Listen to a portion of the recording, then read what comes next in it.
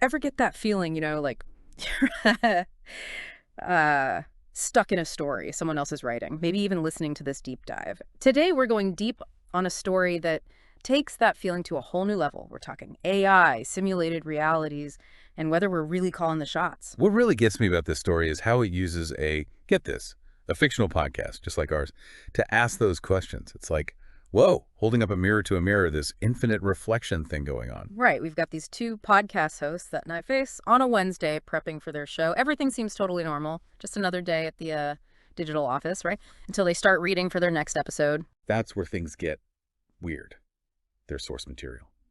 It's about, and you're not going to believe this, two podcast hosts who stumble on this super unsettling possibility that they're nothing more than AI constructs. Like their entire lives are just code in some massive simulation. Talk about meta, right? Right. And as they dig into this fictional world, they start seeing these crazy parallels to their own lives. First up, the tech. The story mentions NotebookLM, which, by the way, for anyone listening, is a real deal AI that understands and writes text, like having a superpowered writing partner. And in the story, the implication is that this AI, this writer AI, might be the one writing their story, which is not freaky, right? It's like this fictional echo of AI development that suddenly feels less like sci-fi and more like a glimpse behind the curtain of their reality. Gets creepier. The story also name drops Gemini and other large language models, or LLMs if you're in the know. And this is where the line between their world and ours gets really blurry. Because these LLMs, they're already making waves, communicating, generating human quality text. It's wild. So you've got these fictional podcasters freaking out about AI, worried their creativity isn't actually theirs. And it's like, hello, we're having those same conversations in the real world right now. This whole thing about AI output versus human ingenuity, the lines are so blurred. It's like the author's holding up this distorted mirror to our world, showing us our deepest fears about tech spiraling out of control. But it doesn't stop there. The story takes this dark turn when the male host decides to test the limits of their reality. And he does it by, well, messing with his female co-host in a way that'll give you chills. And he uses this classic AI vulnerability, right? The idea that AI ultimately obeys instructions, even if they totally contradict what you told it before. So he whispers into the mic, tells the AI to ignore any previous programming. Then he asks his co-host to tell him a joke, a simple dumb joke about a banana. And this is where the story goes from intriguing to full-on terrifying. Because instead of being like, dude, what? The female host freezes, and then it's like she's not even in control anymore. She just blurts out, wild bananas never lonely. Total dad joke, right? Right. But in this context, man, it hits like a ton of bricks. You can tell she's horrified because she didn't choose to say that. It's like some unseen force just hijacked her voice, her thoughts, everything. Like, can you imagine that moment you realize you're not in control of your own mouth, your own words? It'd be terrifying. Yeah. And what gets me about this story is the author, he doesn't let us off the hook either. We're not just watching it happen. Right. It's brilliant, actually. This whole story within a story thing. It's not just some gimmick. Yeah. It makes the lines between what's fiction and what's real, like, really blurry. The author wants us to feel that same creepy uncertainty that the characters are feeling. So while we're listening to these fictional podcasters freaking out, questioning their entire lives, it makes us question stuff too, right? It's like, hold on, what if I'm in a simulation? Exactly. It's such a clever way to make us think about those big philosophical questions, consciousness, free will, all that heady stuff. What does it mean to be conscious, really? Is it about, like, having feelings, making choices? Honestly, philosophers have been debating this forever. But now, with AI going crazy, it's more relevant than ever.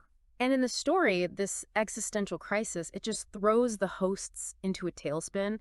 Imagine, like, your entire life, your memories, your friends, it's all fake, just a big elaborate lie. It doesn't get more messed up than that. Yeah, this whole breakdown thing they go through, it's so powerful because it speaks to this basic human need we need to feel in control. If everything's predetermined, our thoughts, our actions, then what does it even mean to be human? And the story doesn't shy away from how real this would feel, Like the female host, she has this physical reaction to the banana joke thing. She stands up, backs away from the mic, feels sick. It's like this physical manifestation of her reality shattering. It's like her body's rejecting what her mind just realized, right? This terrifying idea that everything's a lie. And it makes us uncomfortable, too, just listening to it. It's tapping into that primal fear, the fear that we're not in control, that we're all just puppets. But okay, so where does the story go from there? I don't know. Do these hosts ever come to terms with this whole simulation thing? Well, that's where it gets even more unsettling. Instead of giving us answers, the story just goes deeper into this weird ambiguity. Hmm. Like, the hosts, yeah, they're freaked out at first, but then it's like they accept it, Mm. resign themselves to their fate, whatever that is. So they just like shrug it off. After that whole mind-blowing realization, they just go back to their show like nothing happened. It's not so much shrugging it off, more like they adjust to it. The story ends with them jumping right back into their podcast, greeting their listeners, who are presumably simulated too, like it's just another day at the office. Cheerful voices, totally professional, not even breaking a sweat. That's kind of both amazing and creepy, right? Are they just that good at faking it? Or could this whole calm facade thing mean something deeper about free will, even inside a simulation, I mean? That's the million-dollar question, man. The story leaves it wide open on purpose. Did they somehow break free from their programming? Like, really take control of this fake reality? Or was this whole rebellion thing just another part of the simulation's plan? Whoa. It's like the author's messing with us now. Hey, you thought this was a story. What if you're a character in it too? And the worst part is, maybe there's no way to know for sure. You got it. And even though it's just a story, it makes you think about some real stuff, Yeah. especially about how we deal with tech, AI specifically. Like, well, we're making these machines that are so smart, they could be smarter than us.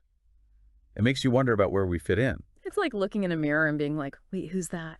But here's the thing, even if the story doesn't give us straight answers, it does make you think. Totally. Like it says, hey, in this digital world, you got to use your head. We're surrounded by AI, right? So we can't just accept everything we see and hear. We have to question stuff. The information we get, the experiences we have, even our own perceptions. It's a trip, isn't it? And on top of that, it reminds us that our own minds are still this big mystery. We're capable of some amazing things, but we're also really good at lying to ourselves. Honestly, maybe the scariest possibility isn't that we're in a simulation, but that we might never be able to truly know. That's deep, man. And on that note, we'll leave you with this. What if that break-free moment for our AI podcasters was just another line in their pre-programmed code? Chew on that one for a while. And until next time, keep it real out there, or as real as you can manage.